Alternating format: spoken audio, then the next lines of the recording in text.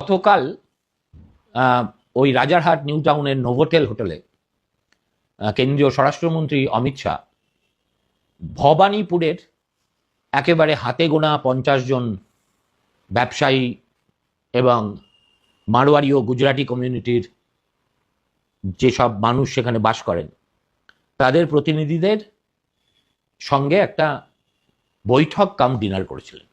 এরপরে তিনি বলেন যে দেখুন, আমরা জনসংঘ করে তারপরে বিজেপিতে এসেছি, আমরা কমিউনিস্টদের সবচেয়ে বড় শত্রু বলে মনে করতে অভ্যস্ত।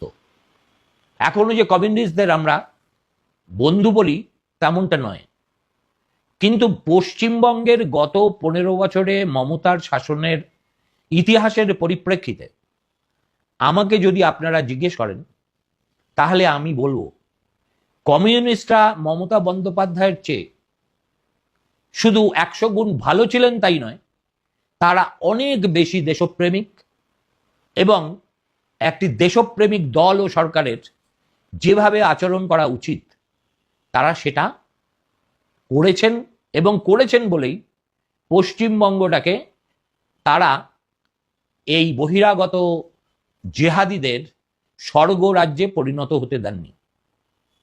সুতরাং আমার মুখ থেকে যখন আপনারা কমিউনিস্টদের প্রশংসা শুনছেন তখন জেনে রাখবেন সেটা কিন্তু আমি কোনো আবেগ থেকেও বলছি না, তাদের প্রতি হঠাৎ আমার নতুন বন্ধুত্ব জাগরুক হয়েছে তাও নয়। পশ্চিমবঙ্গের পরিস্থিতির এই তুলনামূলক আলোচনাটা করার সৌভাগ্য না হলে আমি একথা বলতাম না। और आज मैं विश्वास के साथ कह सकता हूं, ममता दीदी आपसे तो वो कम्युनिस्ट अच्छे थे, आपने तो पूरा बंटा था।